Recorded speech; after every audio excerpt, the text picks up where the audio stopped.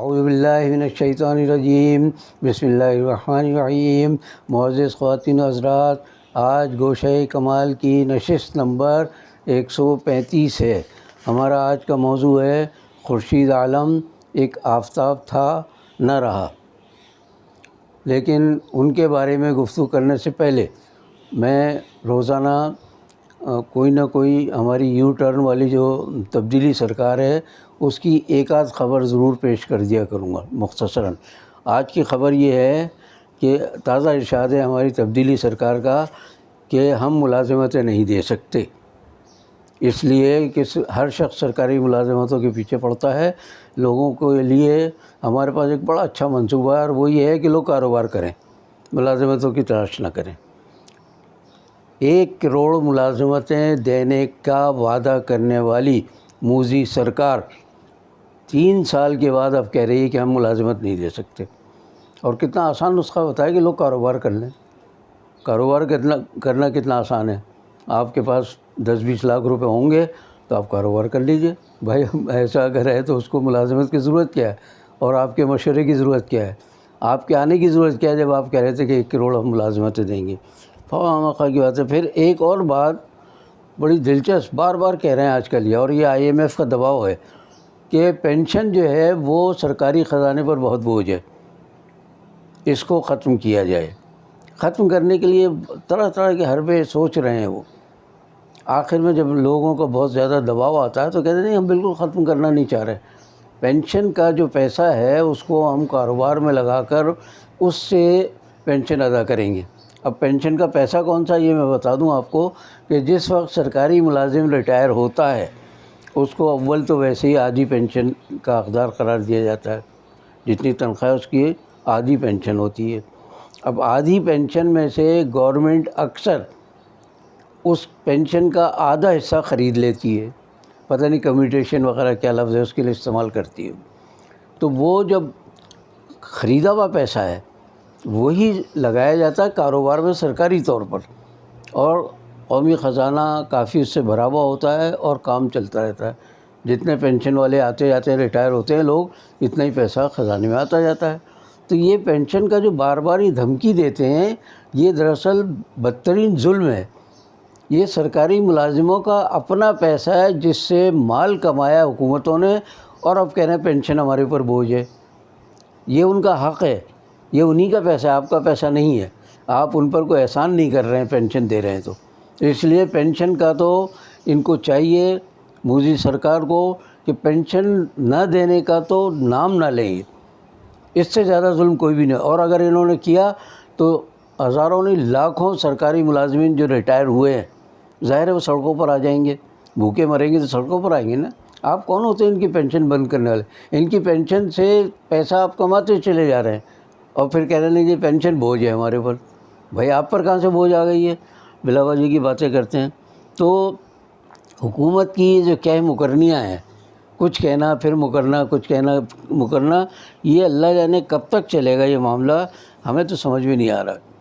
اور عوام بھی اب تو تنگ آ گئے ہیں کہ 3 سال ہو رہے ہیں ان کو، 3 سال میں انہوں نے کچھ نہیں کیا، آئندہ مزید اور کیا کرنے والے ہیں اللہ جانے یہ۔ تو اب میں آ رہا ہوں اپنے آج کے اصل موضوع پر۔ سچی بات یہ ہے کہ ملک کے حالات سے تو ہم ہمیشہ دل گرفتہ رہتے ہیں، لیکن اپنے کسی عزیز دوست کے جب انتقال کی خبر آتی ہے تو اس وقت کیفیت ہماری اور زیادہ خراب ہو جاتی ہے۔ ہمارے ایک عزیز ترین دوستوں میں سے ہیں خورشید عالم سید صاحب، ان کا منگل کو انتقال ہوا 25 مئی کو۔ اچانک انتقال ہوا، ہارٹ اٹیک ہوا اور اسپتال لے جاتے ہوئے راستے میں انہوں نے دم توڑ دیا۔ بالکل صحت مند تھے، اٹے کٹے ماشاءاللہ، صرف شوگر کا مرض، ڈائبٹیز یا ذیابیطس کا مرض انہیں وہ لاحق تھا۔ میں بھی 28 سال سے ذیابیطس کا مریض ہوں، وہ تو اتنا عرصے کے تھے بھی نہیں، مجھ سے عمر میں بھی کم تھے وہ۔ لیکن ہارٹ اٹیک کا کوئی پہلے سے پیش گوئی کوئی نہیں کر سکتا، اچانک ہوتا ہے۔ اور ایک بات پہلے شاید بتائی یا پھر بتا دیتا ہوں میں کہ جو شوگر کے مریض ہوں ان کو دل کا دورہ جب پڑتا ہے تو وہ ایسا اچانک ہوتا ہے، اس لیے کہ اس میں درد نہیں ہوتا۔ عام مریض کو، عام شخص کو، کسی شہری کو اگر دل کا دورہ پڑے تو شدید تکلیف ہوتی ہے، اور بعض اوقات 3 دورے پڑتے ہیں تو تیسرے دورے میں ہلاک ہوتا ہے آدمی۔ لیکن شوگر کے مریض کو اکثر کہیں جسم میں درد محسوس نہیں ہوتا، دل میں تو ہوتا ہی نہیں ہے سرے سے، تو وہ غفلت میں رہتا ہے، وہ سمجھتا ہے کہ مجھے کچھ نہیں ہوا، اور اچانک ہارٹ اٹیک ہوتا ہے اور اسپتال لے جاتے ہوئے انتقال کر جاتے ہیں۔ یہ دوسرے میرے دوستوں میں سے ہیں جن کے ساتھ یہ ہوا ہے کہ اسپتال، قریب ترین اسپتال لے جاتے ہوئے بھی ڈاکٹروں نے وہاں پہنچ کر کہا کہ ان کا تو راستے میں انتقال ہو گیا ہے۔ تو یہ ہمارے جو دوست تھے سید خورشید عالم صاحب، یہ سمجھ لیجیے کہ کم و بیش 20 سال سے سکر شہر چھوڑ کر کراچی میں آ کر آباد ہوئے تھے۔ عزیز جبران انصاری صاحب جو ہمارے بہت عزیز دوستوں میں سے ہیں، سیمائی بیلاگ کے مدیر اعلیٰ بھی ہیں، وہ یہ اور ایک وفا بریلوی صاحب، یہ 3 احباب سکر سے کراچی آ کر یہاں منتقل ہوئے اور یہیں پر اپنی رہائش اختیار کر لی تھی۔ تو ان کے آنے کے بعد ہمارا ایک ایسا حلقہ بن گیا تھا علمی و ادبی کہ ہم اکثر ملتے رہتے تھے، بلکہ میں بلا مبالغہ کہہ سکتا ہوں کہ 50-60 سال کے دوست پیچھے رہ گئے ان کے آنے کے بعد، ان سے اتنا قریبی تعلق ہو گیا۔ تو خورشید عالم صاحب بھی انہی میں سے ایک تھے، نہایت ہنسمکھ تھے، اتنے ملنسار، اتنے خلیق انسان، اور علم و ادب کے بارے میں تو میں کہہ نہیں سکتا کہ کہاں پہنچے ہوئے تھے وہ۔ بس ایک افسوس یہ ہے کہ اس قسم کے لوگ باقاعدہ تحریریں نہیں چھوڑ جاتے، ادھر ادھر بکھری ہوئی چیزیں، کچھ لطیفے، کچھ مزاحیہ کالم، کچھ تبصرے، کچھ ادبی اور اشعار پر گرفت، یہ کرتے رہے۔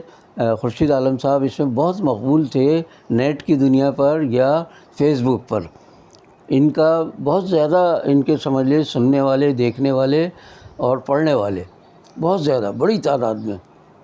تو ان کو جو ہے ادب و شعر کا جو ہے بہترین ذوق تھا، ان کا اعلیٰ درجے کے سمجھ لیں شوقین تھے۔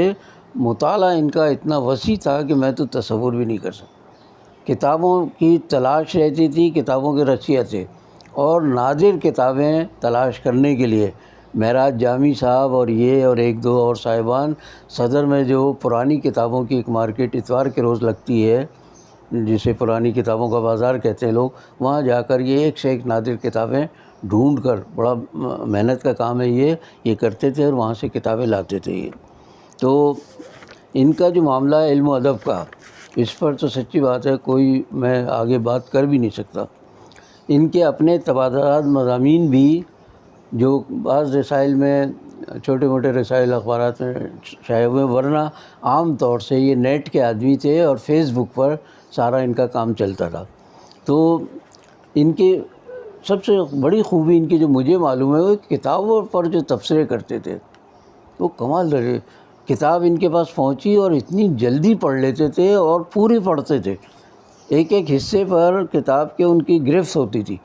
پھر اس کے بعد جہاں تعریف کے قابل پہلو ہوتے تھے ان کو بڑی فراغ دلی کے ساتھ بیان کرتے تھے، جہاں گرفت کا معاملہ ہوتا تھا، کہیں تنقید کا پہلو ہوتا، تو یہ اپنے اور دوستوں کی تمیز نہیں کرتے تھے، پھر یہ بے لاگ اور سمجھ لیجیے کہ بے باک ہو کر ان پر تنقید کرتے تھے، درست کرنے کی ان کو تلقین کرتے تھے، اور اشعار اور دوسرے کتابوں کے حوالے، یہ تو اس سے اندازہ کریں کہ ان کا حافظہ بھی بہت تیز تھا۔ ذرا سی بات آئی انہیں شعر یاد آ جاتا تھا، وہ شعر کرتے تھے، نقل کرتے تھے، کوئی اور بات کر رہے ہیں پھر پچھلی کتابوں کا حوالہ دیتے تھے۔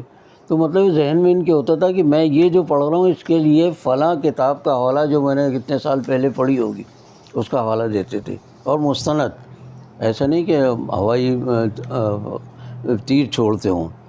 تو دیانتداری سے تعریف اور بے باکی سے تنقید، یہ ان کا شیوہ رہا، اور اس میں بہت مقبول اور بہت کامیاب بھی تھے یہ۔ ان کے چھوٹے چھوٹے قصے، چٹکلے، کارٹون جو منتخب کر کے یہ ڈالتے تھے فیس بک پر، وہ اتنے مقبول تھے کہ لوگ تلاش کرتے تھے ان کو، پھر انتظار کرتے تھے کہ خورشید عالم صاحب کیا دیتے ہیں ہمارے لیے، اور نت نئے تحفے لاتے تھے اپنے کرم فرماؤں کے لیے۔ تو میں ایک بات اس وقت میرے ذہن میں یہ آ رہی ہے کہ ان کی جو منتشر تحریریں ہیں، کاش کوئی ان کو یکجا کر سکے، اس لیے کہ ان میں بہت قابل قدر تحریریں بھی ہیں. خالی ایسا نہیں ہے کہ کہیں سے چھوٹا سا اقتباس دیا ہو یا کوئی تبصرہ ہو، بہت کام کی چیزیں ہیں. وہ بڑے علم و ادب کا سرمایہ ہے وہ دیکھا جائے تو.